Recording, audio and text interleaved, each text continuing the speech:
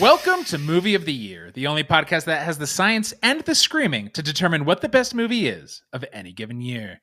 I'm your host, Mike Gravano, and this year is 1996, so get ready for a show that's all that. Stop by Cook County General, ER, and know that I only want to be with you. Before I introduce this week's panelists, know this: that this show is also a game in which points are awarded for well-made arguments, cogent thoughts about the film, jokes, and anything else I gosh darn feel like awarding. The winner will, of course, be my best friend for a week and have gloating rights. With me, as always, are, I'd say, the Armands to my Albert, Ryan and Greg. Your blowfish. My blowfish. I was like, I know they call each other something. I can't think of it. We are your hyenas from The Lion King. I'll take that too. You're all of it. I'd prefer from this year, but if we have to go to 94. Sorry, Mike, we're not as good as references as you are when you can say Cook County Hospital and then parentheses ER. Just so we all know exactly what you're talking about. For the listener who's like, what? We don't just have Ryan and Greg, who are great. I love that they're here. I love that you guys are here. Thank you. Is that so hard to say? We also have a very special guest from A Reel of One's Own, Andrea Thompson. Welcome, Andrea. Andrea, we can start with you. What is your history with The Birdcage before this week? It's a surprisingly difficult question because, of course, I saw it as a kid, thought it was hilarious, even way before I grasped all the politics of it, you know. Some parts of it are very 96, of course, very retro, as with anything like this. But, you really appreciate it as you get older. You appreciate what each character has gone through, and as you're an adult, you appreciate what these guys are willing to do for their kids, you know, what Robin Williams and his partner Albert are willing to do. And, you know, it's so bittersweet now. You know, not just Robin Williams, like now Gene Hackman, may he rest in peace. This week has left a really big mark for what this movie means to me now. Ryan, how about you? I remember seeing this movie in theaters, and I remember it just bringing the house down in a way that just doesn't happen anymore. And it's very strange because then and now, not a ton of kicks to the balls, not a ton of poop and fart jokes, and yet people still laughed. There are many falls in this movie, all of which are very funny, but this reliance on character dialogue that fits in the relationship, that everybody in this world is super, super funny, and in a, I think, out loud way, with laughing out loud way, I think was, revolutionary, aside from all of, like Andrea said, the politics, whether it's the right-wingedness or having, you know, really the biggest mainstream homosexual characters that this country has ever seen in a movie. It was a really, really big deal. And I have spent a lot of time with this movie since then. It's one of those, like, I'll throw on the John Wayne scene or the Dolphins scene, or, I mean, the last 30 minutes is, I'll throw on that scene. And just the single greatest episode of Frasier of all time is the last 30 minutes of this movie. Greg, how about you? Yeah, I think this was kind of an important movie for me. You know, I was 15 when this movie came out, and the culture was not very outwardly super accepting of homosexuals or anybody with like any like gender issues. And honestly, I think that just the portrayal of just like very warm, like just a family that is still centered on love, even if it's not like the exact conventional family that we were seeing all the time. I think that was like the beginning of helping me change my understanding of, you know, of these issues. But more than that, especially when I was first watching it as a young guy, was just how funny it is. I mean, it really is a deeply funny movie. And I think that, you know, you said there's no scatological humor, but watching Hank Azaria just fall because he's wearing shoes, that is like, it works every single time in a movie that's also a real think piece. And so it's kind of, this movie feels, this is going to sound so cheesy, but this movie really does feel like family. it's when the characters are being bad to each other, it feels so awful. And then when they're good to each other, it feels so good. And nobody is a saint and nobody is strictly a villain. And they're all just trying to navigate the complexities of life. It's a very beautiful movie. And it was then and still is now. There's a scene early on in the kitchen. I think Val, the first morning after Val gets there, where it's Armand, Albert, Val, and Agador. And the way that the four of them interact with each other, the way that it's not a ton of plot, but it's so lived in, it feels like we've been watching them in an ABC drama for 8 seasons. Like, Agador's quick. He has the glass ready because he knows Val is going to drink out of the orange juice. And the way that they respond, it's not hilarious. It's just something movies so often of like that are this broad of comedy. Everyone is screaming their personality from the top of their lungs and their relationships, more importantly, from the top of their lungs. And that one scene is like, okay, I'm ready. I can watch this family do anything now. I know all of the dynamics. Everybody's just on the top of their game and they're so cohesive and they're just that chemistry. You can't really manufacture that. That chemistry, everyone, the entire cast has with each other throughout, even when they're separate scenes. Yeah. Because the conservative family really feels lived in too. Yeah. Like, I watched the original movie for this one, and I actually like the Birdcage better. Like, the love interest in the original one, she is much less of a character. She's very downtrodden, and you find out at the end it's because she's really afraid of her father, who's much more of a hardcore conservative. And this marriage for her, it's like an escape. She tells her father, "I've been scared for 18 years." Oh, wow. So, yeah, that is heavy. The real star of this movie almost is actually Elaine May. She's one of my favorite filmmakers. She wrote the screenplay. She didn't just soften this story for an American audience and acknowledge how the culture had shifted. She added this real undercurrent of kindness to it that it came out just in time, because just 2 years later in 98, Monica Lewinsky scandal, and you saw such the ugly side of what Gene Hackman's character represents. And, and obviously in 2000. So this is also perfect timing. This is probably the last time this movie would have been feasible because, there's the Bob Dole references. Yeah. The nice Republican, was running against Clinton at the time. So it just really brings back that 90s, that 90s hope. It kind of reminds me of the 60s with better politics. The Republicans in this movie are family values instead of hate and destroy. And I think that helps. But also, I don't think this movie could have been as successful in America if it had just the sharp, biting, stabbing tone of the first one, or that this movie could have had, And I absolutely, I hope we get a chance to talk a lot about Mike Nichols, but Elaine May is just absolutely the superstar here. Well, also, Armand was so unlikable, I feel like, in the original. Like, he really does not treat his partner well. Yeah. Like, we'll get into whether he does here or not.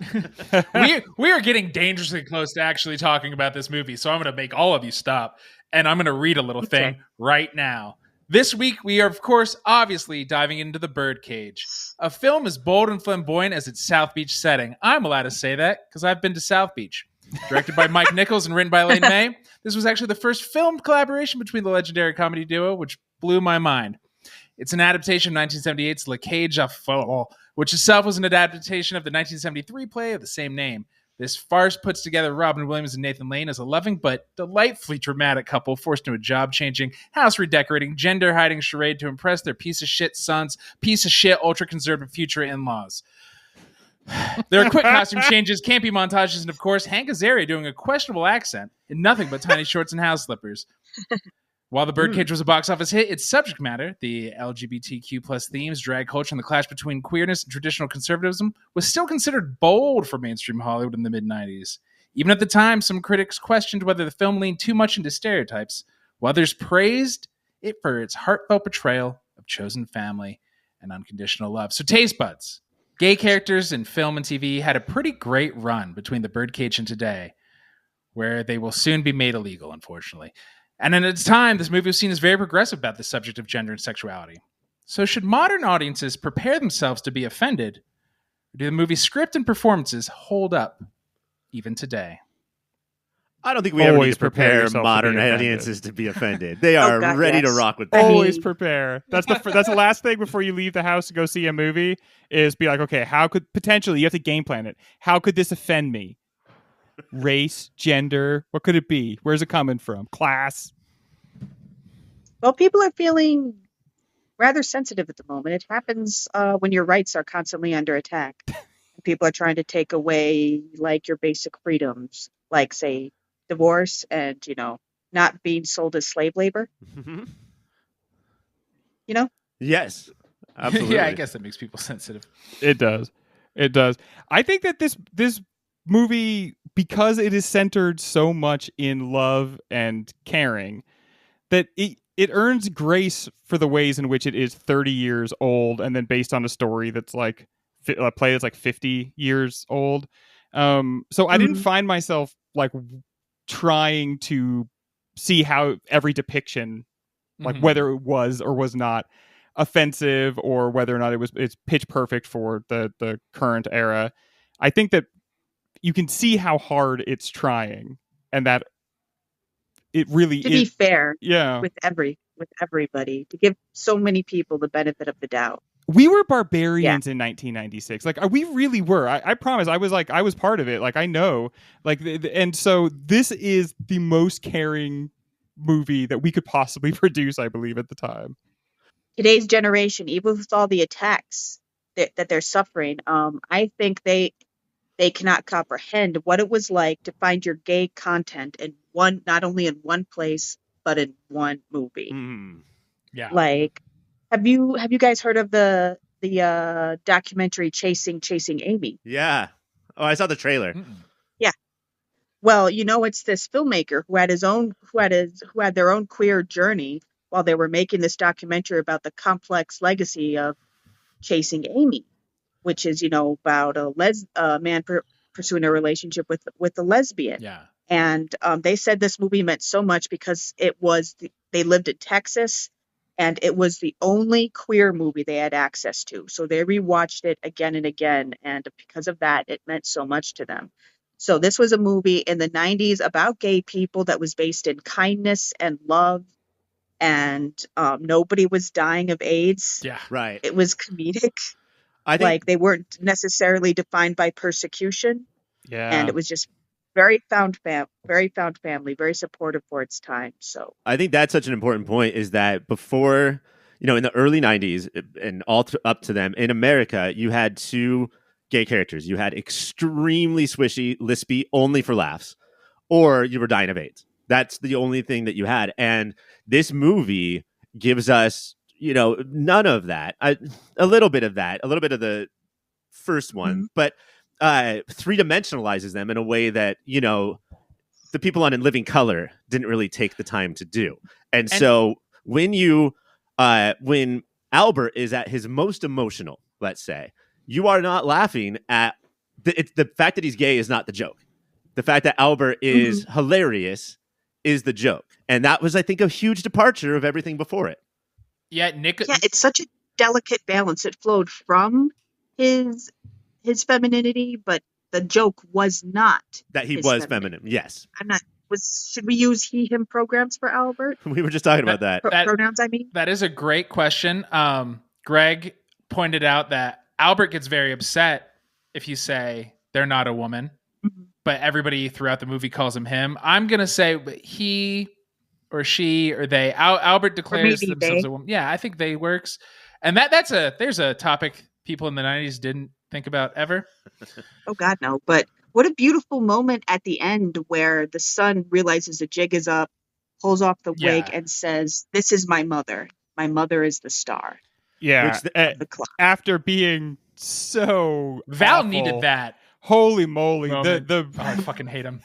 He needed a redemption point. Yes. But again, I don't think people living today can also comprehend just how separate a world like the LGBT community was seen as, like this entirely separate community, almost but to a point where they were practically inhuman. That's the Like, thing this is was an that entirely separate world.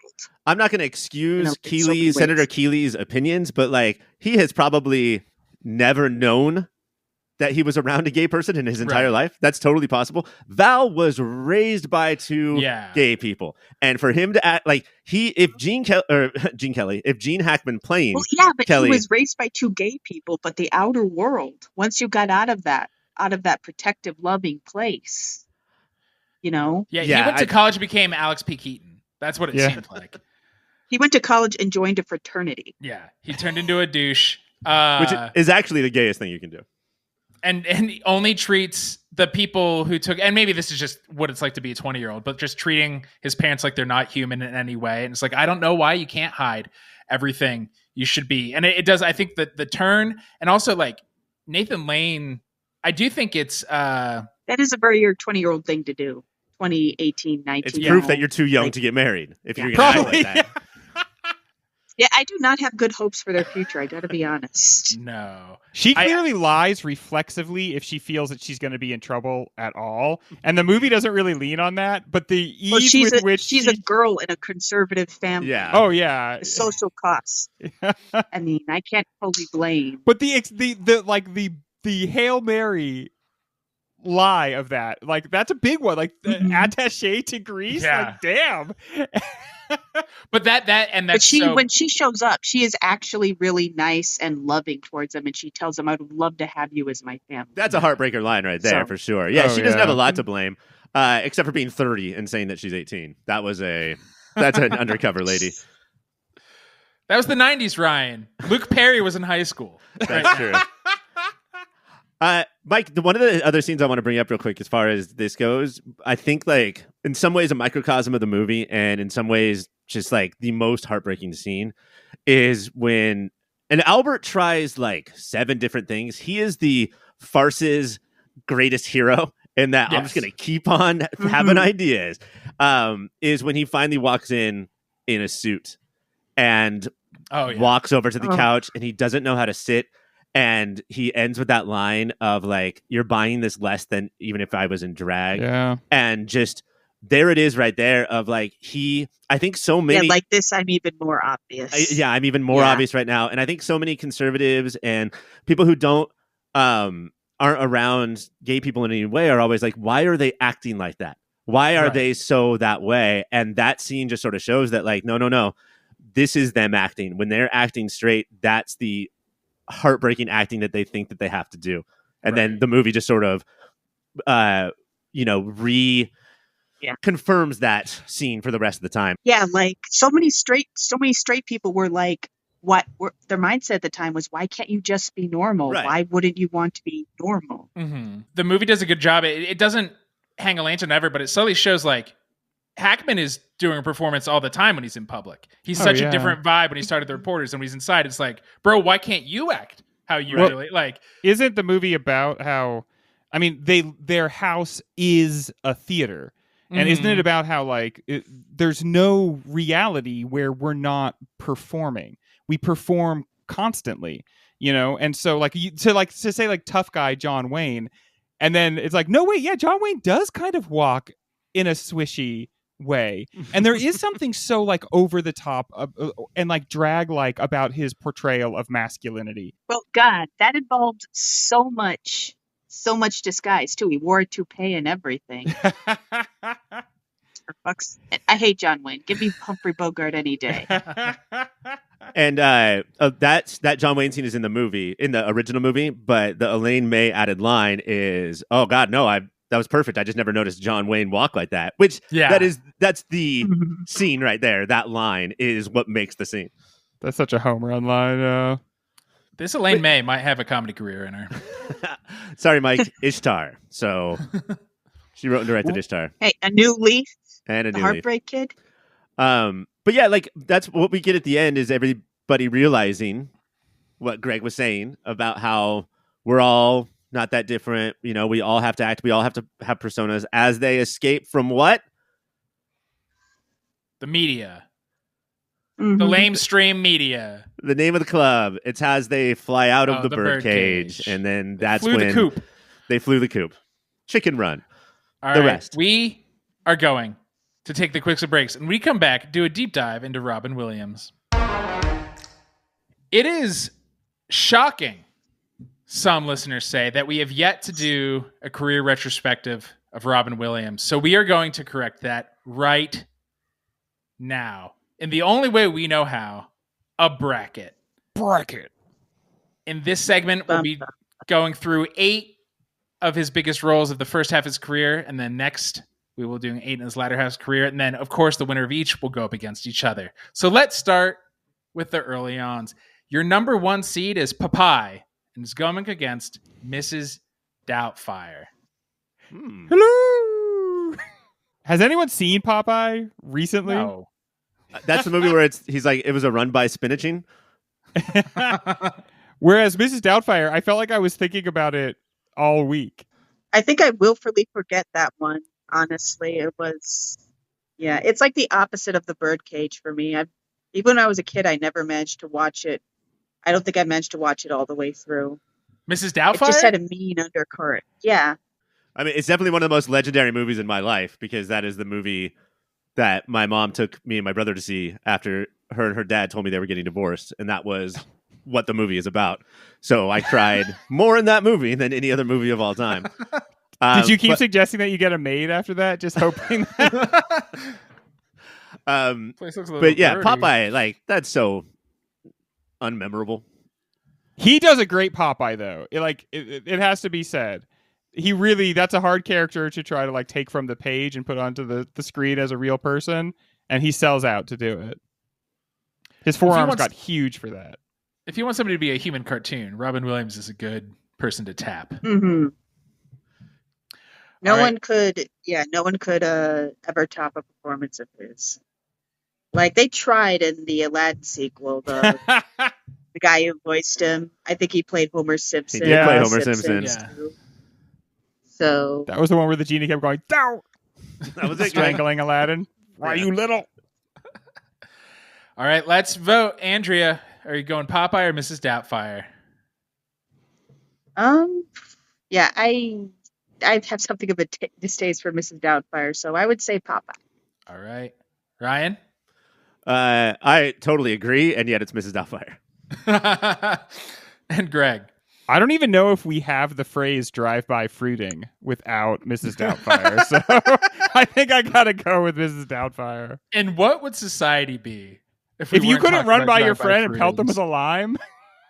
Man. Also, I don't remember how Greg used to say hello before that movie, but I don't want to remember. Hello! Yeah. And he always puts the cream pie all over his face before he says hello, which is nice. All right, your next battle, your 4th seed is Dead Poets Society. If your 5th seed is The Fisher King. And listeners, full disclosure, I didn't know that movie existed, which is a flaw of mine.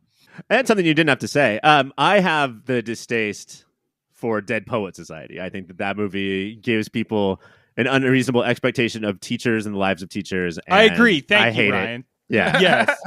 Thank you for saying that. Yeah. You know, a lot of times the kids won't get up on their desks and say, "Oh, Captain, my Captain," for you. A lot of times it's like, it's enough just to keep them awake. And I think that we should, commend teachers who are out there doing the pick and shovel work, maybe not getting the fancy movies made about them. Being a teacher after people see Dead Poet Society is like being a father after your kid watches Bluey. Like, it's not going to be like that. So shut up. And then Fisher King, Ryan, what is the Fisher King? I feel like this is a VHS box I would see occasionally when I was a kid. It's like 2 guys talking in a doorway, and I was just like, I'm never going to see this movie or know what it is. That is the poster. Do you guys remember when Super Ego had that podcast where they would do a podcast about a book that none of them have read? Yes. I think we should have an improv podcast. A regular My Dinner with Andre, then. Yes, exactly. We should have a podcast where we just go off of what we have to create the story out of what Greg remembers from the poster. That's just 2 guys in a hall. So the Fisher King is Terry Gilliam. Robin Williams, I believe, was nominated for an Oscar for Best Supporting Actor in this. And him and Jeff Bridges. It's Jeff Bridges. Or Jeff Daniels, Bridges, baby. You know what? I'm going to be the lone voice on this and say I have an affection for Dead Poets Society, having seen it as a kid. So yeah, even as an adult, I recognize. But so yeah. I have to go with the Dead Poet Society. I'm going to be the lone voice of dissent on here. Robin Williams in that movie never even says, but he like the classic line of the only good poet is a dead poet. So he doesn't even do the move where you Oh, turn Lord. your chair around and sit on it backwards. Like, that's the number one move they teach you when you're trying to teach. Oh boy. try to analyze Coolio lyrics. Dangerous Minds is of course, the better of all the cool teacher movies. All right, so Andrew started voting with Dead Poet Society. Greg, what are we gonna do? It probably is Dead Poet Society. So I'm going to go with that. Dead Poet Society. Ryan? Yes. And because I have respect for teachers, I will go the Fisher King. You obviously don't care a whip about Fisher Kings. Does anybody? Right? I assume that's like a heron. I don't care. Next up, it's The World According to Garp versus The World According to Aladdin. Oh, Okay, you well, blaspheme, sir. I'll talk about Garp real quick before it Garp gets it the up, shit kicked Ryan. out of Lay us. it out there. This is a too underseen, great early Robin Williams performance. John Lithgow plays a trans character that don't know if I'd ever seen that before. I think this movie came out in '83 when I was not but 28 years old. But yeah, it's just the story of this guy who has a pretty crazy life. People called it The World According to Gump, but after Forrest Gump came out 15 years after it, which seems a little bit unfair. Highly recommend this movie. Very funny and weird. Great but, book, too. Hey, he was a genie, so I guess we'll vote for that. He was the genie, Ryan. Not just He a really genie. He really was. Homer My genie will Simpson always be tried to Homer do Simpson. it. Will Smith Yeah, tried it's to not do it. fair to put any other movie up against Aladdin. Do you know what? In the Lion King reel, I don't in the remake where it's real, but it's still The CGI, CGI version? they recast everybody. Donald Glover, Beyonce's in it, but James Earl Jones was so iconic that they couldn't recast Mufasa. That's how it should have been for other versions Yeah. of Aladdin. For sure. Yeah, You know what? Will Smith did a good job considering, you know? Oh, I thought he that is slaps. true. He did. He did. I mean, and the lead with these Disney live action remakes, like if there's a person of color in the lead, there's such a sense of real, I don't know how else to say this, a real joy that they're leading a mainstream blockbuster. That was the same in the Little Mermaid remake. A lot of these are forgettable except the cast, who you can tell are just having so much fun. Yeah. All right, it's voting time. You know, I'll do it this way. Who wants to stand up for Garp? I do. We got one Garp. Sorry, I have a soft spot for the underdog, but Aladdin forever. You got to be Aladdin sane. On rewatch when I was a kid, and it was how I was introduced to Robin Williams, really. Same. This is how I realized that just because the monkey has a sword doesn't mean we don't all also have swords. Aladdin taught me that. This one might be the easiest, quickest battle. It's Good Morning Vietnam versus Hook. And I know how our panelists feel about Hook. So we are the hookers. We love the movie Hook. What the? No. I thought it was the opposite. We hate the movie Hook. Greg doesn't remember what he thinks about Hook. No, Mike, wasn't it that we loved it as kids, and then when we saw it as adults, we're like, okay, this is a flawed movie. I was the most still on its side, but it was me like scrambling, trying to crawl into my footy pajamas from being an 8-year-old. Yeah. Mm-hmm. Yeah, I'm not sure I can choose between this because they're both so emotionally devastating in their way. One's about leaving childhood behind, the inevitability of aging and change, and one is about Pirates. Vietnam. Here's my argument against where Hook. Robin Williams is arguing with his Vietnamese friend, and he's saying, "I thought we were friends," and that guy is screaming back at him, "You don't know. Basically, this is what America has done to me. Friendship isn't enough." Good night, Vietnam. You know? My argument against Hook, specifically in this bracket, is that how many movies can you name where Robin Williams is like the fifth best part of it?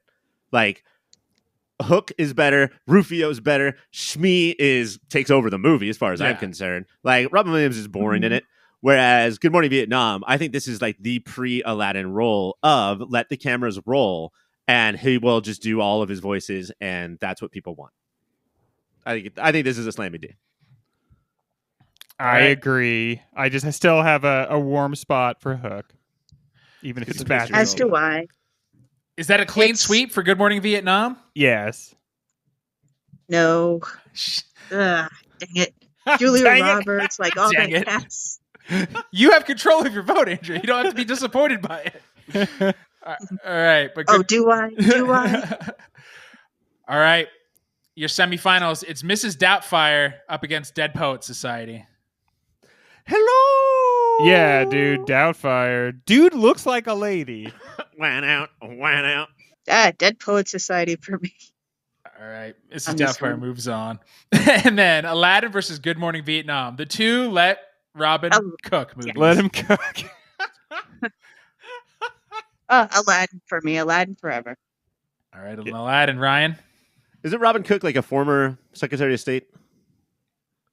I don't know. Probably. Somebody reads the newspaper. Boom. I like Good Morning Vietnam a lot, but I will take Aladdin or Laddie. And Greg? Aladdin, for sure. Easy. This is our first clean sweep. Thankfully. Finally. And then peace and harmony. Closing out Robin's first half of his career, it's two movies that defined my childhood: Mrs. Doubtfire and Aladdin.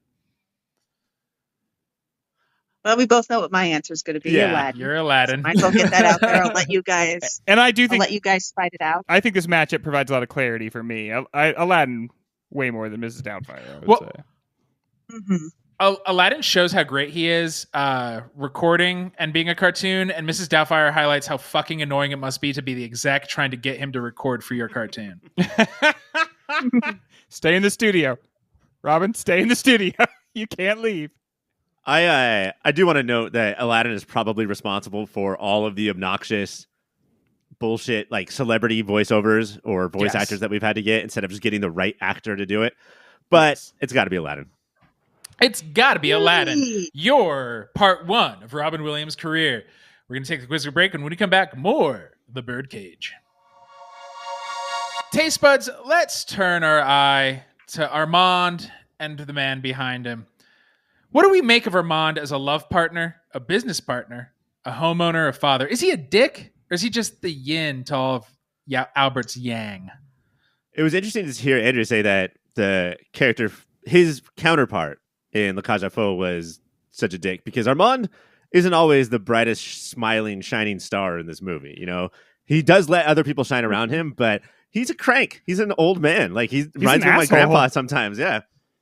Yeah, he admits it. Like, and sometimes he is, but there's always a real undercurrent of caring, and you can see why he does what he does. While in the original, he tells Albie, "You're no longer exciting."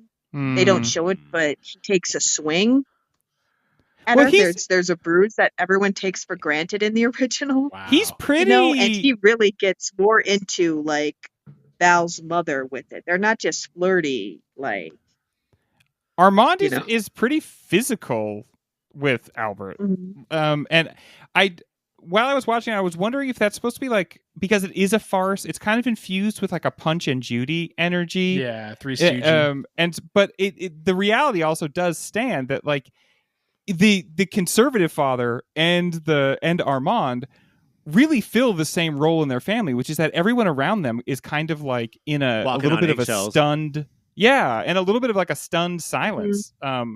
And so like I think the comparison there, where it's like, okay, their lifestyle is supposed to be so different, but he still occupies very much the like male control, the patriarch. Yeah, exactly. You know, in his own clan, the patriarch who's used to being at the center of everything in the business. He's the director of the relationship. Yeah. And making the decisions. And Albert is too emotional, and Val is too young, and Agador is too talentless. And he has all these things where the reason that I am the way I am is because you are all not serious people. He's basically the Right. Brian Cox from Succession of this family. And also, if you notice, Oh, don't compare him to that, please. Not to a billionaire. Come on, you can Not to see a him going, billionaire fuck who- off. Fuck off.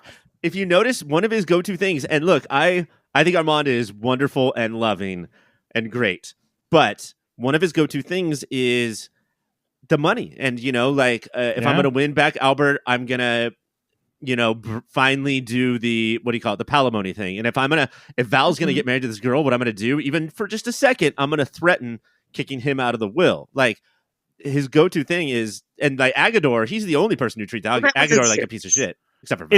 It's not serious, but it is interesting that it's his go-to joke. I mean, he could have joked Mhm. along at any lines, and he still goes with that. And think about it, like he makes money off of his wife, and he she feels compelled to go out there and perform night after night, and he will like threaten her position if she doesn't. It's like she is his cash cow in a lot of ways. She's the draw. Starina is aptly named.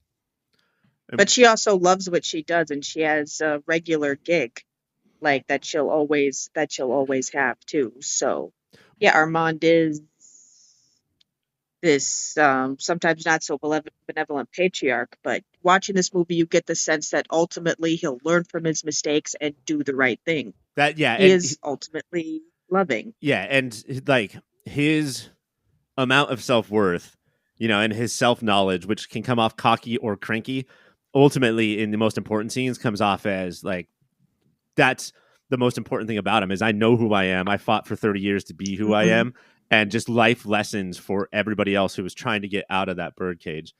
One of the, as far as the physical things go, there's an early one on that I think he stole from me and Mike's relationship that I would like to do in the future, Mike. We haven't done it yet, but when Albert is being emotional, Armand grabs his face and just pushes it.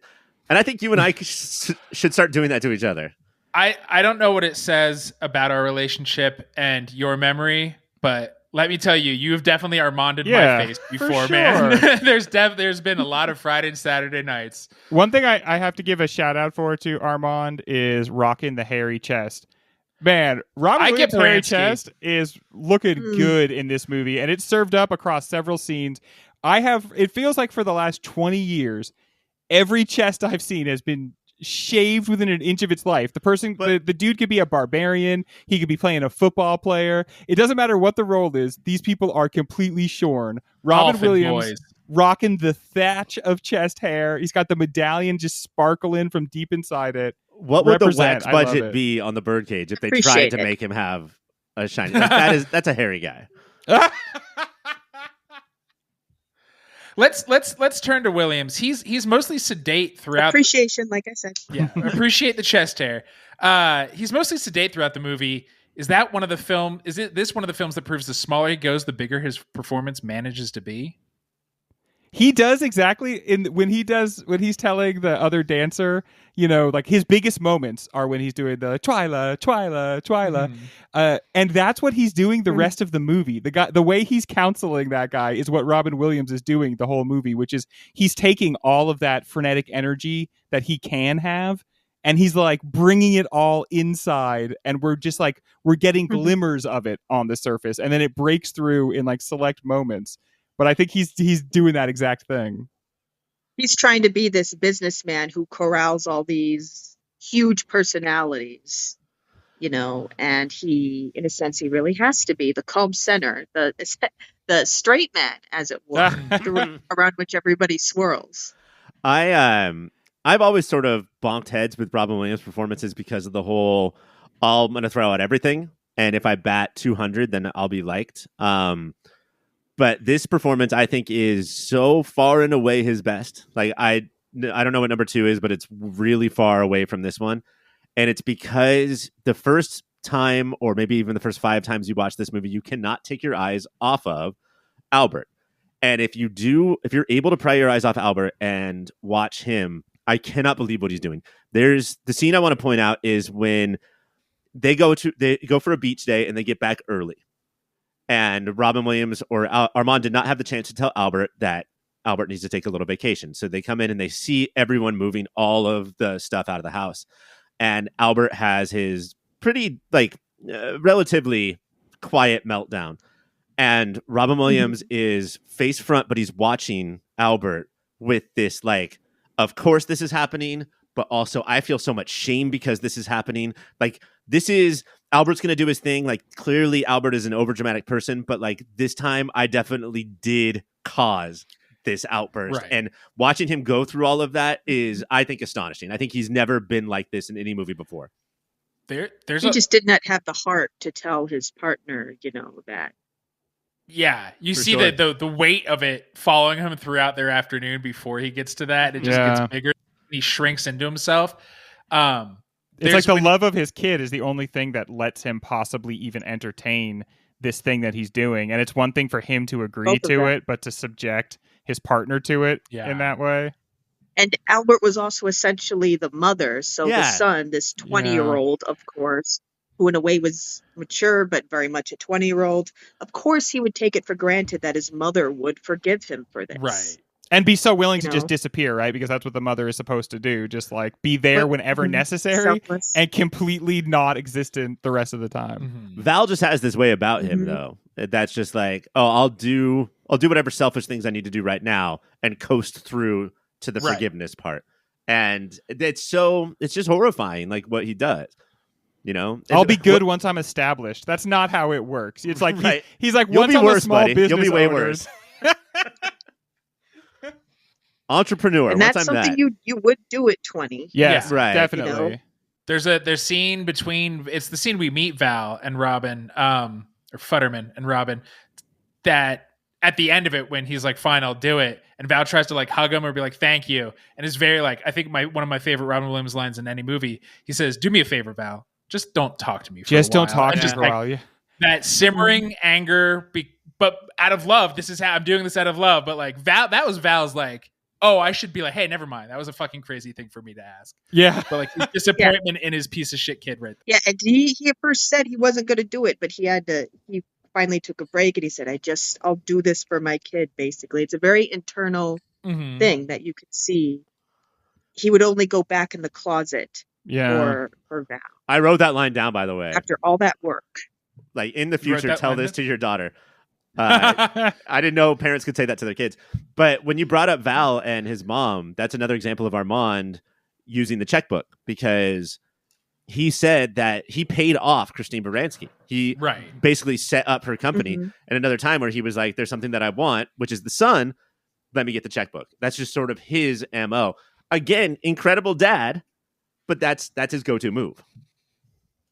And she was Christine Baranski's counterpart in the original French movie. She was really shamed a lot more than she. Christine than Baranski's living here. her best life in this movie. She doesn't give a shit about Val. Yes. She just wasn't maternal, was willing to let them raise him. And it was so sweet that she was willing to do that in the end. Look at Armand, especially. I mean, look at Albert, especially, and say, you've done a good job. Yeah. And when Val says, this is my mom and this is my dad, pointing to Armand and Albert, Christine Baranski doesn't say anything. Like she knows she has no position to say shit. Like she is not a parent. And that's apparent. This movie is much kinder towards her. And I think that's because they had Elaine May writing it. I'm glad to hear that. It's much kinder towards a lifelong career woman. I do like that. That's one of the real strengths of the movie, is that it does not point a finger at her at all. It's just like she was not, she didn't feel like being a mother was for her. She like, it does not have shame about that. She's glad that the kid's doing okay and that everything is worked out and everything. But like, I found that very refreshing. The confidence of her, where she says, I'm between husbands. Yes. Like, and she clearly wasn't worried about She goes for it with Armand, which respect, dude. Like, she's seriously like, Do you know why? Maybe break off another piece here. Do you know why? Why? She's How a boss hairy bitch? that chest is. Oh, I know, dude. Yeah, she can't keep her fingers out of it. She's like, damn, let me get some of this. And how does Armand describe him and Albert? It's like Armand says, I'm very maternal, and Albert's essentially a breast. Albert's practically a breast, yes. Just that I love that men can be so nurturing message. Yeah. When she's allowed to be herself. Again, in the beginning, in the first act where we know nothing about these people, Albert sneaking into Val's room and just like brushing his hair across his forehead. Like, oh yeah. How do we not have dialogue and show everything that we need to see? It's right there. Yeah.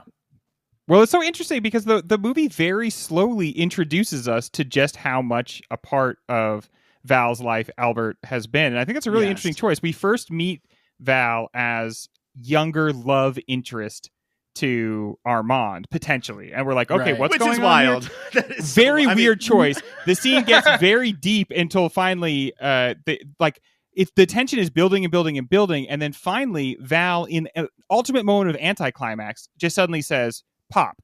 And then you realize, okay, wait, like literally the bubble does pop there at that moment. And you realize, no, hold on, this is a different type of relationship. But then from that point forward, the movie teases us because Albert says like, oh, you've always been jealous when I've tried to be part of your son's life. Right. But by the time Albert is looking at pictures of Val and crying, you're like, holy shit, this is this kid's mom. No, that and it takes Albert you so long to get there. I think that Albert line is an example of how you have to take a lot of Albie lines with a grain of salt because of emotional shouting, and like how also they're bidding a lot. Like they live such a performative life that a lot of times they're just like they're having fun bits. These people have started a podcast. by the time they get to our present, they have started a podcast. I mean, even when Armand is not bidding because he is reading the newspaper in the morning, he's bidding as a non-bidder who's being cranky and non-bidding. Like it's still all part of the performance. Reading a newspaper while sitting on an exercise bike for some unexplored reason. Andrea, I feel like that way they have of introducing characters, that character, like you guys mentioned, like him and Val, just their interactions, I feel like that's very feminine too. When you guys were talking about that, just by the tension, this quiet domestic scene tension building, it actually reminded me of kind of like the opening scene in Pride and Prejudice when Mrs. Bennet is saying, this man has moved in, and then you get all the sisters in and they're all just interacting with each other, and he finally reveals, I visited him and we can all see him, revealing around like a plot aspect though, like a tiny little plot point, which works. I do think about the whole pop thing about Val and Armand being father and son. If you've never seen it before, it's like, oh my God, what a reveal. What a farce. What a farce this is. If you have seen it before and you know their relationship, it's a long time before that reveal happens. Yeah. Lots of brushing in the back of the head. Yeah, and it's causing you to see them in two different things. And so it's a strong choice. It's definitely a big move. We are going to take the quick breaks, and when we come back, more Robin Williams career retrospective. We are back checking in on Robin's career. The latter half, which still seems pretty new to me, just like, some of the older half seemed pretty new to me. This guy's career is crazy. Yeah, when you said Mrs. Doubtfire was in the back half, I was like, whoa, this guy went for a while. He went on for so long. So starting with your number one seed in the back half of his career, it's Jumanji. What year is it? Oh, I quote that all of the time. It was brand new at one point. There's a Saturday Night Live skit about Jumanji, people arguing about whether you go into or come out of it. And I think it's if you are an old person like me, you think you go into Jumanji, or you think Jumanji comes out. And if you are a young person, you think you go in because that's how the movies work. It's the video game. Yeah. Yes. I just real quick, and I've said this on multiple episodes of Movie of the Year, but I will announce again that I have never seen any Jumanji movie, but I'm a huge Zathura fan. So you do love saying that. Oh boy. And I admire your bravery. But the other two got points. Woo! It is going up against, and maybe somebody's thumb was on the scale for this. Maybe this doesn't deserve to be, but it's the Bobcat Goldthwait, world's greatest dad. What Robin plays such a great piece of shit dad in The World's Greatest Dad. His son is just a pretty shitty kid, and then he kills himself. And then I was going to say the son is exactly like Mike was at that age. Are we saying the same thing? We're saying the same thing. Yeah. Oh, jeez. Robin, who is a failed author at this point, writes a suicide note and then a diary. And then the diary gets published. God. I need to watch this now. And it's just him trying to sell the lie that his kid was great. But then he also starts to get jealous of his dead kid because of the lies he has told. Wow. Oh my God. It's Like, oh my God. It's wild. it's a dark comedy, I would say. It's a dark comedy. Yeah, Robin Williams got some really dark stuff. Yes. At one point, Hollywood didn't really seem to know what to do with him. His comedy style. But it's with his old stand-up buddy Bobcat, who, as a director, I'd say is pretty miss and miss often. But I'd say this one is a hit. I'm ready to vote. Did he also work with him in Death to Smoochie? I don't know if Bobcat directed Death to Smoochie. No, Bobcat I don't directed think he after directed that. it, but I wondered if he worked with him on that one. Bobcat directed World. You know what we're getting off. After that, it was God Bless America, which I think was actually a better movie. But yeah, I'm going World's Greatest Dad here. Really? We got a World's Greatest Dad? Yeah, we do. I'm a Jumanji for sure. Again, this isn't fair because I haven't seen World's Greatest Dad, but Jumanji is spectacular and it was a part of my childhood, so I'd probably vote for that anyway. Yeah. Another Jumanji. movie I watched constantly. Moves on. This one, we call this the Treacly round. It's Good Will Hunting versus What Dreams May Come. I'm sorry, what? Ooh. Wet Dreams May Come? What? Ryan, please. What dreams may come? What? What if heaven was a painting? It's from Hamlet, Ryan. Okay, now do you feel ridiculous? To be or not to be, what dreams may come? It's not that far off. Do you consider these in the same category, Mike? No, one of them is a better movie, Yeah, okay. but One of them is, yeah. What Dreams May Come reminds me of The Cell, in that there was this era where self rules. The Cell sucks. Let's just put somebody on a journey and we can just show as many random bullshit nightmarish things that we can. Yeah, And Alice both in of It's them, Wonderland. imaginative. I like The Cell. Sue me. yeah. You get a point for that, Andrew. I think both of Cell's them classic. are flawed in the same way, which is that they are visually stunning. Mhm. But then when it comes time to do the other things that movies do, it's like, well, no, we're too busy being visually stunning. So the acting and the writing is going to be a little tepid. But have you seen how visually stunning everything is? You're talking about The Cell and What Dreams. Yes. Yeah. Not And Good What Will Dreams Hunting. May Come, the alternate ending is problematic if you've seen it. I have not. So, Not. then I'd rather not talk about it. Okay. Yeah. Wow. I do have to say that What Dreams May Come is a movie I saw when I was a kid, and it I was involves like, atonement for her suicide. So she has to atone in her next life. And oh, it's the first movie I saw where I remember it made the case that you could love your spouse more than your kids, and I was like, that seems like the kind of person I would be, and I would, and so I saw myself in the movie a little bit. The opposite of the Birdcage. Mhm. All right. It was one of the first movies that really showed me what movies. May I remember come. seeing it and I'm like, wow, movies can do this visually. So yeah, I'd have to go with What Dreams May Come. All right. We have one. What dreams may come. Who wants to say it's not your fault? It's not your fault. What Dreams May That's Come. what I It's was not your fault. thinking. It's not your. It's Good Will That's- Hunting. Two votes It's for Good Will It's Not Your Fault. Hunting. All right. I can respect this one even if I can respect this one. Yeah, This I'm next not proud of voting for this one. Opposite Good Will Hunting. this next battle is a moody battle royale. It's the Birdcage, the reason for the season, versus Insomnia, which we did way back when in 2002. Insomnia again. Him kind of playing very much against type. Obviously, Yeah. not the goofy killer. I mean, what a quiet movie for starring Robin Williams and Al Yes. Pacino. You would just be nonstop screaming. Oh, ha, ha, hoo-ah. Those are the sounds you can imagine, everybody, that they would make. I those mean, sounds. Al Pacino and Robin Williams in the same movie. Early Christopher Nolan, but such a cast. But I still have to go with The Birdcage. It's one of my favorite movies of all time, The Birdcage. Yeah, I it don't might be think the- recency bias, but it's hard. It's hard to think of Yeah. anything other than the Birdcage in this one. I don't think the Birdcage is It talked kind of about is. enough, but Insomnia is talked about not at all. Way Even too since little. we did our episode, I thought that would really bring it is. back. Yeah. Despite being directed by Christopher Nolan, like people just go like, "Oh, it went Memento, The Prestige." There was nothing in between. Yeah. They're like, wait, this movie just tells a linear story and it's solid and good and he doesn't get up his own ass? Fuck that. I don't want any part of it. Mike, do you really It want? died a hero. You want Film This Bro movie. letterbox It died a people hero. after us?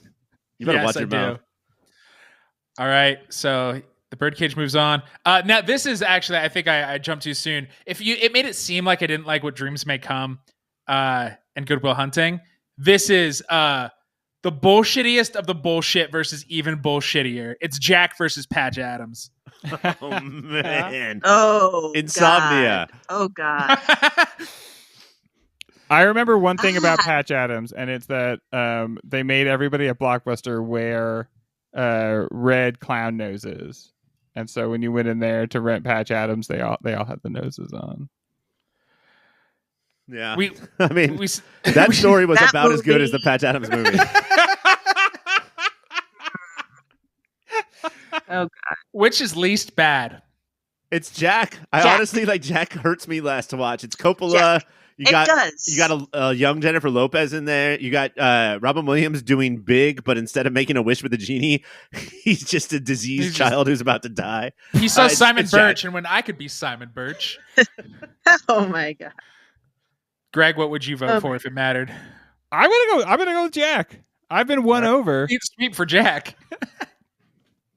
Jack. Yeah, Patch Adams. I've talked about What Dreams May Come and these movies that burned my way into a heart as a kid, and my family was such a big fan of Robin Williams, so I watched Patch Adams so much. But that's a movie you kind of are ashamed for enjoying a little Yes. bit. So Jack is such a wild misfire that it's kind of fun. Like, Yeah. Yeah. he's the director of Megalopolis, right? Those are his Yep, two yes, movies. it is. Jack and Megalopolis.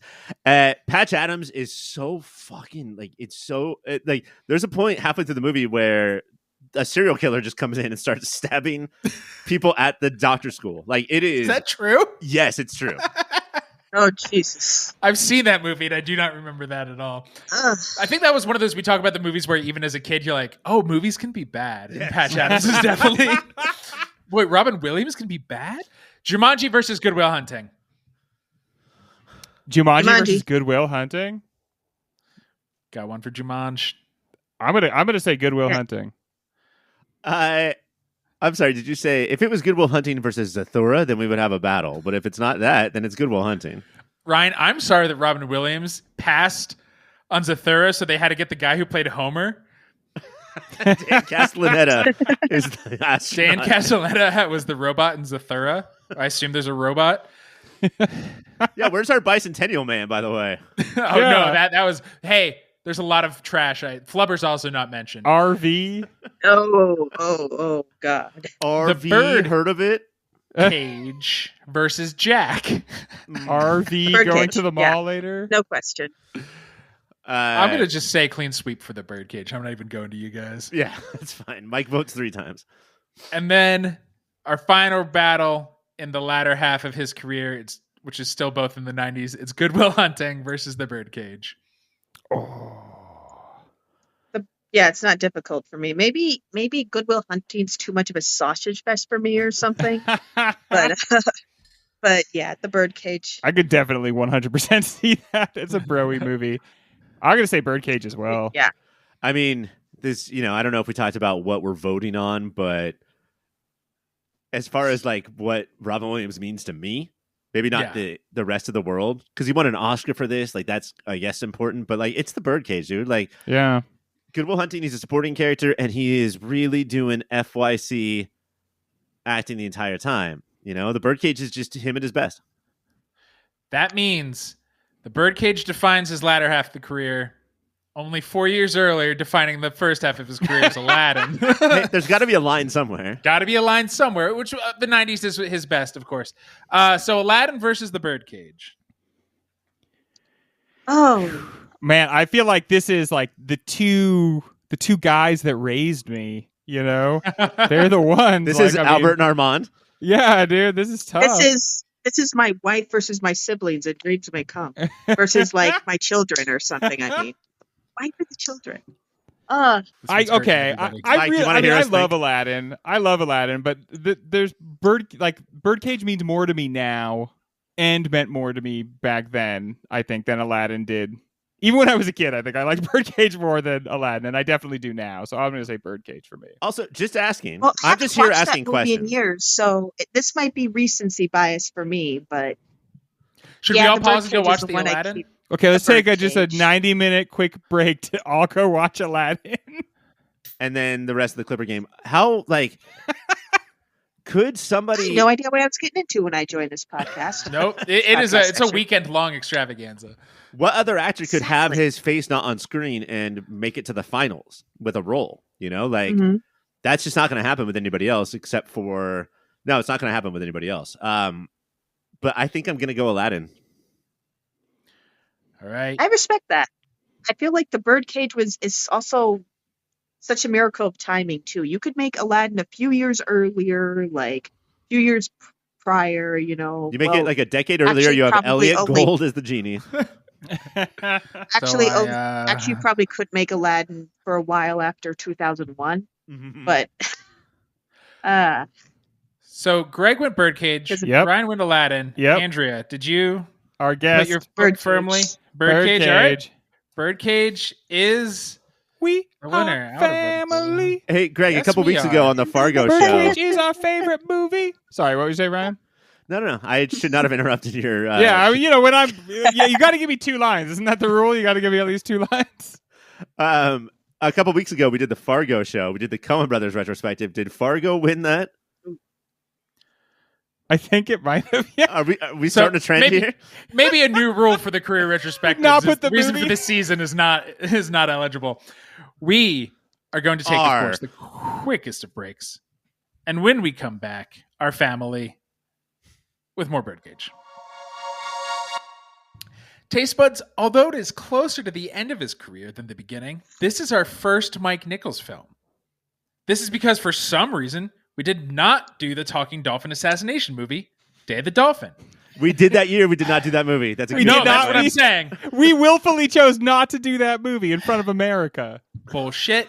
What is Nichols showing us here that justifies a reputation even bigger than this film? And let's be real, do we miss not having any talking dolphins?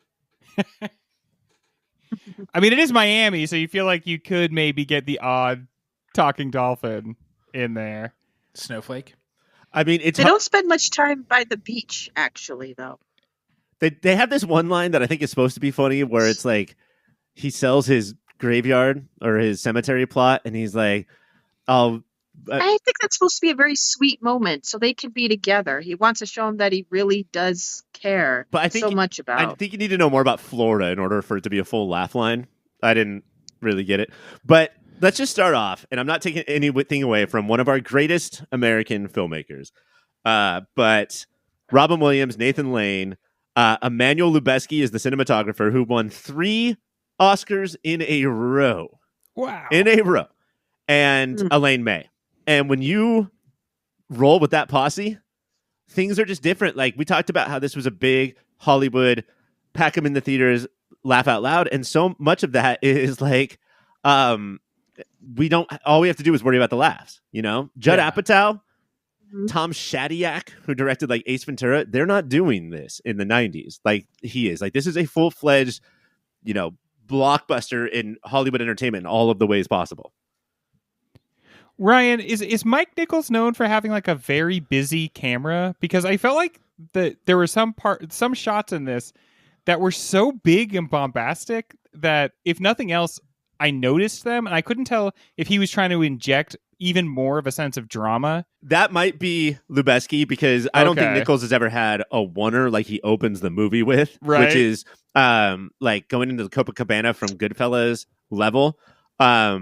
And Lubezki also went on to make Children of Men, which has 3 of the top 6 oneers of all time. Yeah. So that could be heavily Lubezki, but Nichols does have a ton of iconic shots where the camera isn't frantic and it's not really screaming at you, but most of them are from The Graduate that we could talk about. Like the leg surrounding Benjamin Braddock in The Graduate is something that's very purposeful and very, I think, Nichols-y. You don't want to talk about that iconic scene from Wolf? It's a good question, Mike. It's a good point. He also had to bring in Elaine May in order to make that movie work. Never did. Never exactly figured out how to make that work. Nut. But no, Well, obviously, Mike Nichols and Elaine May are such longtime collaborators too. but like this was the first time that they had They've been together collaborating since the 50s. early TV. Like they had taken a 30-year break until she got, because they separated. There's probably some, I'm going to say some romance heat, because why not throw that in? But they were never married. No. But it just makes it more interesting. You know, it makes it more soapy. Maybe they just like poured it into their work. I always think that's like a cool arrangement, right? Like we're just gonna create together, and that's where all the tension will go into our project. Yeah, dude, that's better than sex for sure. Speak for yourself. The way that the camera moves in this movie, I will credit a lot to the cinematographer, because I think that what he is best at is walking that line of tone where this should not work. And his comic sensibilities and his political, his social, his everything, like the way that he understands people makes him, it's not just I'm putting the camera here and filming people interact, you know? And like that was a big deal in the 70s of just like, here's people in a room. But the tone of the jokes, and like, I'm going to like, if we look at his career, it goes from Who's Afraid of Virginia Woolf was his first like Wonder Kid movie. And then all the way through. I cannot believe that he had his feature directorial debut with that. Yeah, and I mean, like, it's incredible. I'm 20 years old. Hey, Elizabeth Taylor, do you want to be in my movie? And hey, Richard Burton. Yeah.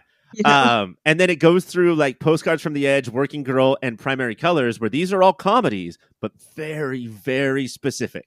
Very like, this is the tone that we're setting. It reminds me a little bit, although he's a much more like dynamic director, than a certain person who would make comedies in the 70s, like Annie Hall, and we just don't really talk about anymore. Oh, the Dead to Us director from that time? Yeah. Well, we don't need to, because we have Nichols. So I guess, Ryan, you keep saying like, oh, well, this is probably because of the cinematographer. So is it just the tonal walking the line that Nichols is bringing here? Or is he like a journeyman director? Like he's going to do great things, but you're not like, oh man, his direction. I think it's very hit and miss. I think that he has had a bunch of stinkeroos. So it's not like he just completely takes over. It's a little journeyman, but for the most part, no, I think that he is very looked up to in the ability to control this tone. Control, like, because that means a lot. Like when you cast a group of people and you don't have a troupe, you know, where it's just the same 6 people in every movie, then that you do have to get them all on the same page. And that's as much as directing as it is to like point where the camera goes or, you know, block a scene. So I think that's a huge part of it. I think that a lot of times where movies like Wolf or Regarding Henry might like be lesser, Mike Nichols, is because even though he worked on Wolf for like decades, for some reason, just the wildest movie to spend a lot of your life on, they don't have those sensibilities of what we appreciate so much about him. Well, he also directed like Working Girl, Postcards from the Edge, you know, Primary Colors, Angels in America. I think Working Girl is the movie that like could have been sort of like rom-com garbage, and he pushes it to be an all-timer. If you have not seen Working Girl, like the pitch alone just feels like, oh, I've seen this movie a billion times. You have not. It's an incredible movie. Is it weird to say he seems to love plays? No, man, you know what I want to do? I want to film a fucking play. I want to put that on the screen. The play, the gay play, like Angels in America, to like have him do that is, it was an HBO, like, I'm going to say 6 hours. Yeah. But I mean, that's a big deal. That was a huge thing at the time. And so many plays turned movies, you watch them and you go, well, this feels like it used to be a play. Yeah. And derogatory. This feels like it should have stayed on the stage or just been filmed on the stage. Closer, I get that about. Oh, I was going to say, we're looking at August Osage County. That's my go-to. Like, this is a play and not doing it as a movie, and they're not bringing anything to make it a movie. But I think for this feels like clearly he added it and modernized it and filmified it. Ryan, the first time I ever heard someone say this is we went on a hop and we saw the movie, I think State and Maine, which is a David Mamet script. And we came out of that and you went, one day Mamet's going to learn that to make a movie, you don't just like shoot, you don't just film a play. And I was like, that's the smartest fucking thing I've ever heard anybody say in my entire life. Yeah, man, get Oh a director. God! I recently watched the movie He Wrote the Untouchables. I'm like, oh, so this is how men usually rewrite history. Yeah, But- dude, Untouchables is that's a man movie. Every dude you ever meet loves the Untouchables. But he went out Same and way like they love The Godfather in a way. Brian De Palma. That's a guy who's like he's gonna fuck shit up. He's gonna make that movie crazy. State Maine is an important movie because it gave us. Do you remember, Greg? What Yeah, meme it so gave that, us? so that just happened, Yeah, right? It's After Alec they rolled the Baldwin car over. gets in a car crash and he comes out and he's like, "So that happened," and now we have to deal with millennials saying that all the time. That was the Happy first Cat, time the I ever MCU. heard that joke. That sound does mean it's the speed round. The Birdcage comes from a simpler time when Gene Hackman's Senator Keeley would be among the most extreme politicians in D.C. Do the politics in this movie seem quaint now, or does it feel like a timely satire? It doesn't feel timely to me just because it's nicer than the world that seems to be born or it being born at the time or right now. I mean, I thought about if I watched this, a year ago, that I would be like, oh, this is mistreatment to gay characters. And now that we're in, today's time, I was like, thank God there's gay characters on screen, and these Republicans should be taken to task. But ultimately, I do think that the whole movie is about everyone is three-dimensional. There's more to your persona than that, and so I think it does it. I think this could be watched by today's audiences. I don't know. Definitely. Is It's just, I feel like today's audience would watch it and think like, wow, so 90s when this was the... yeah. oh yeah, we've Yeah. had a couple of young guests on the show the past month or so, and they're just like, these are very quaint little movies. You guys are very cute. You had a little culture there, didn't you? Enjoy it? Yeah. Somebody We accused, did. Sorry, somebody we used accused to make Yeah. films. Wait a minute. Are you saying I'm old now? I knew that was coming. Hey, Somebody are you accused saying I'm that thing old? you do of being directed by George Méliès. It's like, no. It was the a little bit after that. guest we had for That Thing You Do said he had never heard of the movie That Thing You Do. That was very that was painful to me. Is the movie wise to hide Starina's full act because there's no way it could live up to the reputation? So are we talking 30 Rock over Studio 60? 30 Rock over Studio 60. Yeah, probably. I feel like they wanted to focus on the backs. I feel like Nathan Lane could have stolen the show completely if they focused on Starina's act. I don't know. I mean, the little bit I we remember saw. the first few words, It's but very, it's Nathan Lane. it's very like Borscht Belt. It's very like, I'm going to come Yeah. down, and before I even sing, I'm going to be like, oh, where are you from? And make little jokes about Oh, how yeah. long people have been together. It's a drag show. I mean, it's broad humor. Well, for me, some of the things I most remember from this movie are like the little things, like in the establishing shot in the beginning, where you see a guy. I'm a germaphobe, so this probably stems from it. When you see a guy picking up food up the ground and putting it back Oh, on yeah. the Yes. dude. And then Armand just closes the door like, oh, I can't see that. I can't see that happened. Yeah. Bitch, you're the owner. Do something about that. Yeah, I feel like this is a movie about the little details, and that's the movie Mike Nichols made it to be. So focusing on the shows would have been too much Baz Luhrmann. Yeah, oh, that's a really good point. And also, like, there is a BTS thing about this where we spend more time watching the drag actors get changed Right. for their next thing than we see their next thing, And I think that's sort of Yeah, and that's another That's on shot I purpose. remember where they're just hastily like walking off stage and then very hastily changing. The show must go on type thing. I do feel like it makes the little bits you get very enticing, though. Like, you see the costume change, and you're like, okay. And then they cut to a few more things, and when they come back, you see the act, and they're on stage pretending to ride horses, and it's like, wait, what's going on? And then it just moves on to something else. For the first 90 minutes of this movie, does Val Goldman seem like a shoo-in for biggest shithead of the year? Maybe of any year? oh man, like we talked about him probably not enough, but also way too much. Like he's just everything out of his mouth is just disgusting. So much of this movie is like what parents do to their kids, but really what the movie is focusing on is the way that kids can make their parents worse. That like we think of like parents always trying to be better for their kids, and that maybe the parents by failing fail the kids, and the kids don't have a chance to be good. This is about a boy that had every chance to be good, and then he comes back and he, like, for a while there, he actively makes his parents worse. He hurts them. He causes like a rift between them. Like, he corrupts them. He's like almost leads to their downfall. And then right at the last second, he's like, oh crap, I'm being the worst idiot ever, and saves himself. But for the first 90 minutes, it's like he is a loathsome character. He is he's the faux nice guy, but I also feel like that was the standards of behavior back then.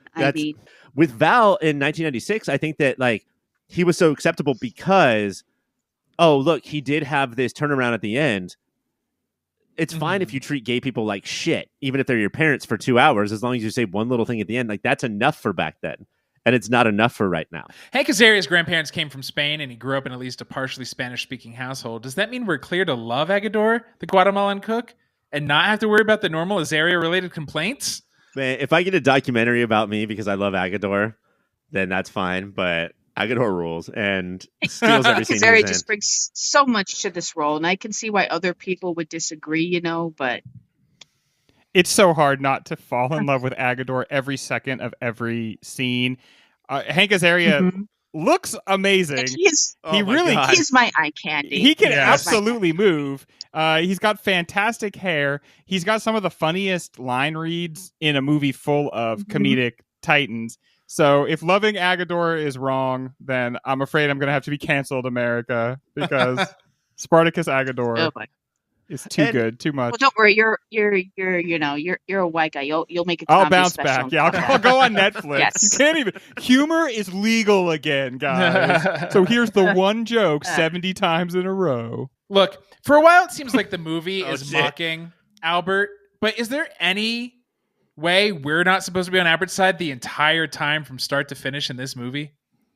Even no, like Albert's as the soul of the movie. No. Yeah, even as a kid, really where is. like gay humor or like gay people being gay or being funny because they're funny instead of because they're gay, when that was new and novel, even then, he's the soul of the movie. I like. If you can know Albert and be a homophobe, congratulations! Like, you are a top level homophobe, because you love one of the purest people on the planet, and so your hate is pure then. But Albert is like such a model for everybody. He or she is just like pure love, and even I think Senator that's Keeley gets one over. Exactly. Early on in the movie, he walks through the fucking swap meet that is there downstairs, and everyone knows him. Everyone's like, Albie! And like, he's giving windmill high fives. It's like, the piglet is home. Yes, and everybody warm. speaks Feeling Albert. that. They just know what he's talking about. And he goes into a Schnecken store. I don't know what this treat is, Where but the Schnecken beckons. but it's a chocolate Schnecken. He's like, oh, I can't take a sample. Clearly, I'm going to take one. He goes to leave. He comes back, and when the Schnecken beckons, and even does the whole like touch your glasses and be like, ooh. It's just, how do you not? I get why, having both been married to Alberts and been the Albert in the relationship, how it could be frustrating for Armand. But still, to know Albert is to love Albert. Mm-hmm. All right. If you hate Albert, I feel like there's no redemption for you. Exactly. Yeah. Get out of here. The person who could hate Albert, I mean, is beyond hope. he wasn't calling her Have you Albert. met He was Albert? calling her Mama Coleman. But Gene Hackman was ready to leave Diane Wiest for Mother For Coleman. sure. That's just what Rush Limbaugh said. And let's not forget, Albert is the one who comes up with the solution for their dilemma. Yeah. He's like, they'll be recognized. He's like, not necessarily. I was so surprised how many different things they went to before just dress like a woman. They even saw it because Agador is there dressed as Ricky and Lucy saying, why can't I be in your show? Yeah. Like doing an impression of the most farcical character of all time. It's right there. We're going to take our last of the quickest of breaks, and when we come back, it's award season. Taste Buds, the Birdcage received and was awarded notable praise by the Screen Actors Guild for outstanding performance by a cast. It also received nominations for Best Art Direction at the Oscars. One nomination? Yeah. But we're going to give it the awards that matter, the Moodies. Starting off with 90s slang. Greg, what is the 90s slangiest thing in this movie? There, two reporters make reference to how much attention the case is getting. I said, man, it's getting more attention than the Simpson case. It's like he's put on so much weight since the OJ trial. Back to Homer? The Simpson case. I love that. That is the casualness with which we would reference that, because it was all that was on TV for like 5 hours a day after we came home from school. Andrea, what's yours? You know what? He probably took it. I stole it. To quote another Robin Williams, son of a bitch, he stole my line. Right, guy? This is something that Andrea referenced earlier, but Christine Baranski's, I'm between husbands. Like, just a classically 90s cute way to say something. Yeah. Just, you don't want to say like, I'm divorced and I'm so sad. Just like, I'm between husbands right now. We're going to give that one to the Or maybe Simpson like, case. we'll get the Pope's blessing. It's not hard. No, too controversial. Billy Graham. Too controversial. Billy Graham was too liberal. For this guy. Jesus. What is the musical moment, Andrea? Oh, wait. Or maybe like when you hear that announcement on Jay Leno. That's nice. Stay tuned for tomorrow's guest. Yes, sir, Arafat and Kate Moss. Let's go to the musical moment, Ryan. I just referenced this. It is Let's Go, Gloria. And Agador has to pack up his CD player and his 6 CDs after cleaning the floor as Ricky and Lucy to Gloria's Estefan's, I want to say, come on, everybody, let's do the conga. That's what that's called, yes. You know what? I just might have to say, we are family, when they're all heading out. I know it's might be basic for this. There's so much. It's so obvious. And but aren't we? Greg, what is yours? I agree that it's obvious, but I also have the We Are Family outro, because it's also like the intro song. Yeah. But I'm sorry. I know that I'm an absolute fool, but watching the like crusty old senator in drag slowly sing to himself, "We are family," and then immediately go like, I don't want to, and you realize he's like getting I don't want to be the only girl not dancing. Yes, yeah, and you realize he's like getting it, and he's starting to put together like that this is like what it means to like be accepted and to have like a community of love. And so it gets me. I can't help it. Yeah, this community that has no reason to help him but does. Saves his skin. Oh, what a message. They asked Senator Keeley what his drag name was, and he said Gina Hackwoman. That was pretty good. It's crazy how wrong you all are, because it's when they're all singing and dancing to I Could Have Danced All Night. I want dinner parties with friends, and I want everybody to just be dancing classily. And then Agador he can't stop himself from bursting the door and belting it. That's the fucking musical moment. It's the 90s, about queer topics, so some things might have made us cringe. Ryan, what is the cringiest moment of this movie? It's so hard to pick a specific Val moment, but I have to go with him and Agador are like at the mantle, like above the fireplace. And he is just like dressing him down, like screaming at him. And like, it's not his parent. We've talked about how awful Val is to his parent, but like Agador is a part of their household clearly for years. Yes. And now I'm going to talk to you like you're the help, and that just so fucking cringe. I'm not a Val fan, guys. I'm not a big Val person. Greg, what's yours? I actually have the same moment, and it's because at this point, all that's happened for Val is he's gotten everything he's asked for. Every single thing. And so like a little kid who's too worked up at Disneyland, he's stamping his feet. And instead of saying like, I'm so happy everybody has bent over backwards for me, he's like yelling at everybody. And this idea of getting everything you want as the entitled white man, and then still being like, it's not good enough. The worst thing that could happen for somebody in that position is to get a catchphrase. And he has, don't add, just subtract. And he just fucking keeps saying that shit. Playboy magazine, that's what they read. Andrea, what's your cringe? When Senator Keeley asks about abortion, and she's like, you should kill the mothers. That'd scare them. Yeah. It's like, I know what you're going to say, but the fetus is going to die anyway, so why should it go down with the ship? Go down and with Val is the trying to ship. cover. The fact that Albert decided not to play to be Mother Coleman as like a just a woman, but a conservative woman. Yes. Like that's how far she took this Yes, act. and then he says, "I assure you, he's just my mother's just following like a satirical line of thought. Yes. How Jonathan Swift suggested like the poor should eat their babies, and Senator Keeley actually ends up saying, "Don't condescend to your mother." Yeah. Senator I'm in Keeley love tells with him her. not to condescend to a woman. Pound for pound performance. So no matter how much screen time they had, whose performance stole the show, Ryan? It has to be Robin Williams. I mean, like, every performance in this movie is great. Every performance is just on the exact wavelength that Mike Nichols decided and determined. Just a complete, like, yin and yanging of screenwriter and director to make this movie this funny. But Robin Williams is doing something that I've never seen him do, and I rarely see other actors do. So I got to go there. I don't know what won the bracket. Maybe it was this, but if it was this, that would help. Andrea, what about you? I have to go with my earlier thing. I know Elaine May isn't on screen, but I feel like she basically, it's such an ensemble show. I feel like, again, I'm a writer, so I'm also biased, and I love her movies. So I feel like she's like That's pretty ballsy and the one- bold. Screenwriter Yeah. for performance. I yeah, like who it. brings all this together, adapts it, and just she's like, she creates this earth. She's the earth on which everyone else revolves. Greg?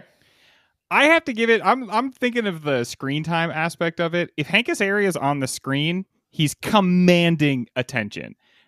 He's absolutely beautiful in this movie. I know I said that earlier, but like he looks so good in it. He's hilarious and he's got amazing lines. And then also Agador's like, And he looks good in a thong. He looks good in a thong. He's so loving. It's the too, half though. He's- shirt, though. I think it's the Lucy and Ricky outfit. That's the thing that really got my personal attention. Especially when like his whole thing is put me in the show. That's adorable. Yeah. He's like dressed as Lucy, Yeah. being like put me in the show. But yeah, Hank Azaria steals the show. He's what I think about when I think like lovingly about the movie. He's mostly what I think about. You know, your father seems to think so. That line about like, hey, can you cook? And it's like your father seems to think so. And then, like, did you guys notice that the camera just holds on him and he just stands around and like looks around the house, Yeah. hoping that like an entree will just appear out of nowhere? It's never been done. We're giving this one to Elaine May. Best performance. Hey-o. Yay! Our final award, director's signature moment, Greg.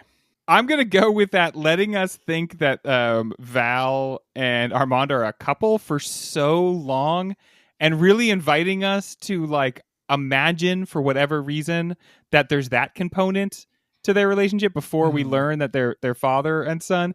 And then something about the like anticlimax of Val just saying pop and then that being like, it's as if it's as if the movie never made us believe that they were a couple. But you've been doing that for whatever reason for 10 minutes. I didn't make that up. You're the one who's doing it. So that for me, that was like the signature moment of the movie. Ryan? Greg, do you think that we wasted opportunity when me, you, and Mike would go on like trips to cities and you and I would throw our credit card? This is a long time ago. This isn't current, but we'd throw our credit card down for the bill and Mike would throw down like 15 cents. That Mike Nichols could have been his fucking nickname. Oh, Mikey Nichols! Oh my god! Oh, Mikey Nichols. Oh my god! I'm going to go Very with good. the thing that Mike ruined already. The musical moment of the perfect camera and performance, and everyone is right there. And then Agador sells the ending of the I Could Have Danced All Night. That's the graduate leg in the frame with Agador coming out. That and like this is the whole movie right here. Is everyone's gelling, everyone's dancing. I love Val and Ally McBeal's look at each other like, are you fucking, can you believe what's happening right now? Best night ever. Straight And or then- gay, we all love musical theater. That's true. And then Agador just knowing that, and as if he is on the Broadway stage, opening those shutter doors and screaming the song. It's fantastic. Andrea, what's your director's signature?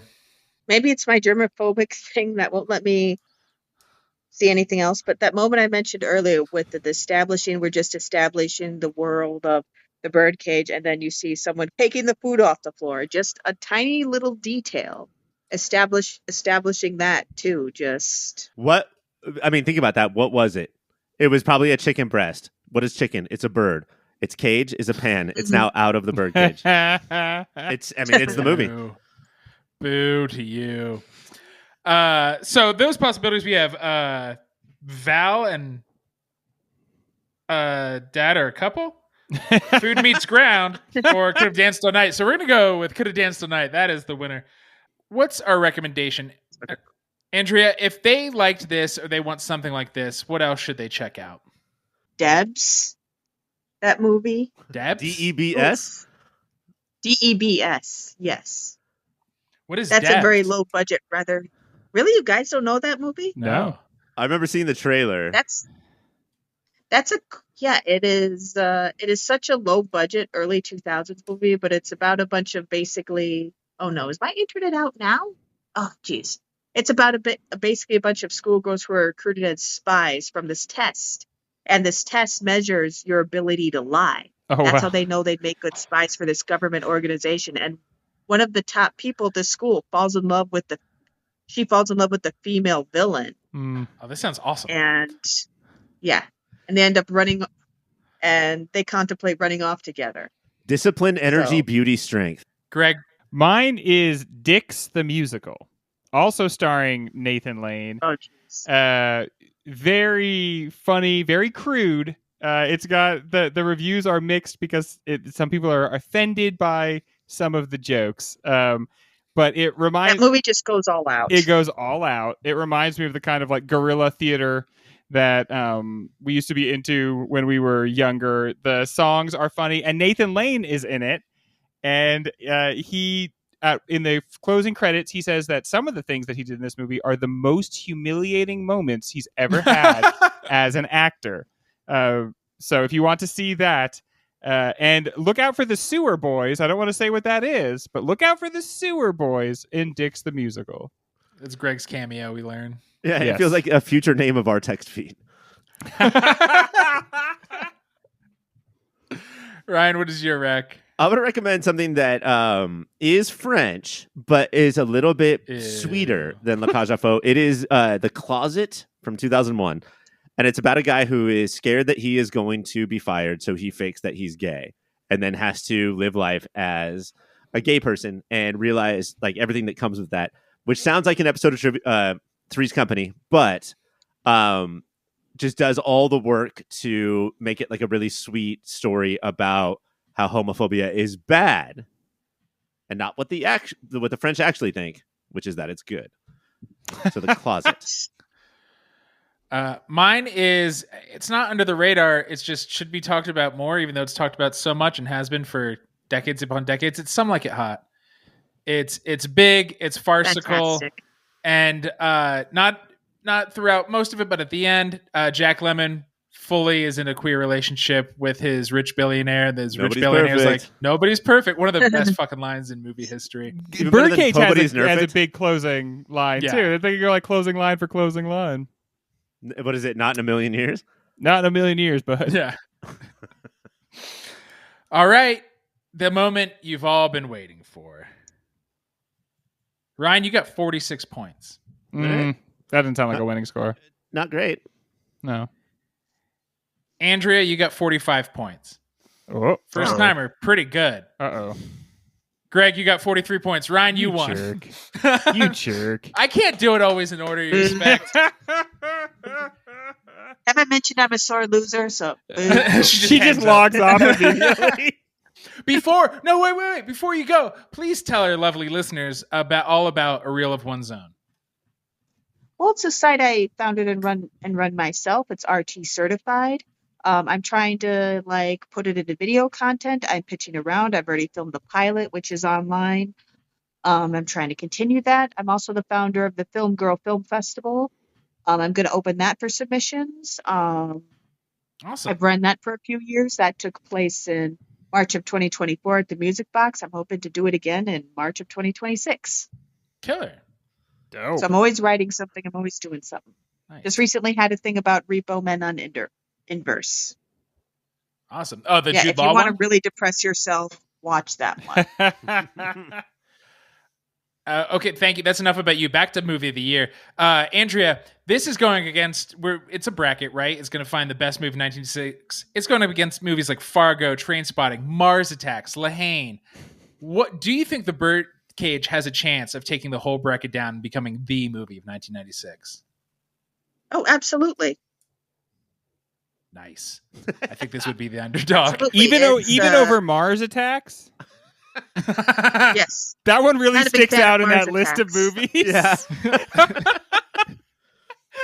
I feel it blows Mars Attacks away. Yes, yeah. Compare it to these pieces of furniture, like couch, Pun not chair, intended, sofa, actually. a piece of shit. Andrea, thank you so much for joining us. Thank you for the invite. Next week, we're doing it. It's Independence Day, and later this season, the best movie of 1996. Until then, keep watching those movies.